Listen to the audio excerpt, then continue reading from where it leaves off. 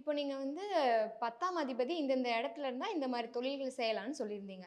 இப்போ அவங்க வந்துட்டு அந்த தடைகள் நீங்க எந்த மாதிரி ஆலயத்துக்கு போலாம்? எந்த மாதிரி தெய்வங்கள வழிபடலாம்? அதாவதுமா இந்த 10ஆம் அதிபதி அப்படின்னு சொல்லக்கூடியவர் தான். இதுல வந்து நம்ம சொன்னது எல்லாமே பொதுவான பரிகாரம் தான். இதுல ம். நீங்க கேட்டீங்க, இது மாரி அமைப்பு இருக்கிறவங்களுக்கும் தடையாகுது, ரன் ஆக மாட்டேங்கிறது ம். அப்படிங்கிறது வந்து நம்ம நெறைய பார்த்துட்டு இருக்கோம். ம். ஸோ அப்ப அந்த 10ஆம் இடம் சார்ந்த விஷயங்களுக்கான அதிகமா அதாவது வந்து இந்த தொழில்ன்றது ஒரு நாள் ஸ்டாப் ஆயிருச்சுன்ட்டு வைங்களேன், அடுத்த நாள் வந்து டோட்டல் லாஸ் ஆயிடும் ம். நமக்கு.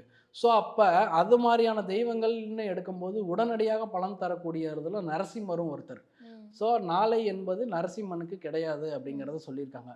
ஒரே நேர்கோட்டில் அமைந்திருக்கக்கூடிய 3 நரசிம்மர் ஆலயம் அப்படிங்கிறது நம்ம பாண்டிச்சேரி, விழுப்புரம் சுத்தியே இருக்கு.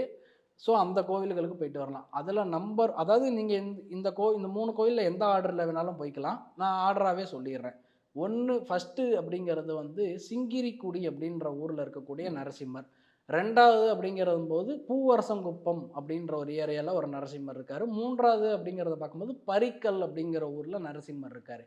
ஸோ அப்ப ஒரே நாட்கள்ல இந்த 3 நரசிம்மரையுமே வந்து இந்த 10ஆம் அதிபதி 1ஆம் இடத்துல இருந்தா என்னென்ன மாரியான விஷயங்கள் ம். அப்படின்றத பார்த்துட்டோம்.